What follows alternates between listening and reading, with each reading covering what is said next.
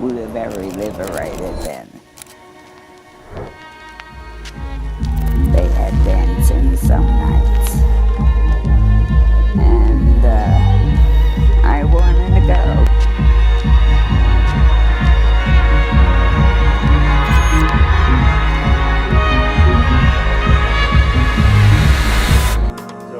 There's nothing in the world that I love more than discovering a community built around innovative, culturally authentic music. And that's exactly what I went to investigate on Saturday, May 31st. My destination in New York that night was a techno party, but not just any ordinary Brooklyn rave. I was going to a Yiddish techno album release party for an artist named DJ Chaya and her debut album, Yiddish Electronic. First, let me explain three things: techno, klezmer, and Yiddish culture. The rhythmic thump of techno music, designed for the clubs of Detroit, has soundtracked parties for decades.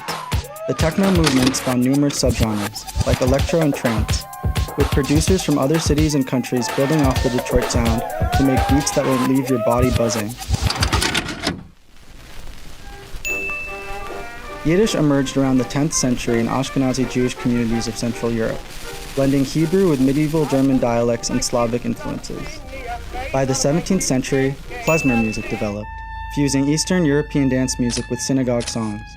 Later, Yiddish theater flourished in Eastern Europe, New York, and Warsaw, but tragically, World War II and the Holocaust devastated the cultural centers of Yiddish life, and most practitioners of the language were killed.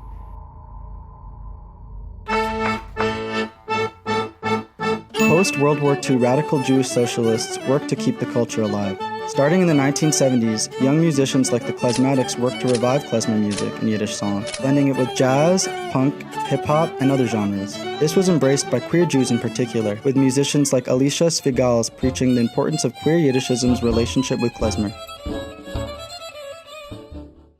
Yiddish Electronic is a new 21st century combination of these movements. It's undeniably culturally authentic, blending the radical politics of Jewish leftists with techno, and the beats are banging. DJ Chaya is at the center of the Yiddish electronic movement. As the daughter of a Jewish studies teacher, Chaya was raised in a household where she frequently interacted with Jewish intellectuals and religious leaders, sparking her interest in Yiddish culture. Chaya became involved with klezmer more formally when she joined a klezmer band led by Jeff Warshauer at the age of 14. This passion, molded by key mentors like Basia Schechter, grew even stronger when she began studying under Hankas Netzi, the founder of the Klezmer Conservatory Band. It was at this formative time that she began combining electronic music with klezmer.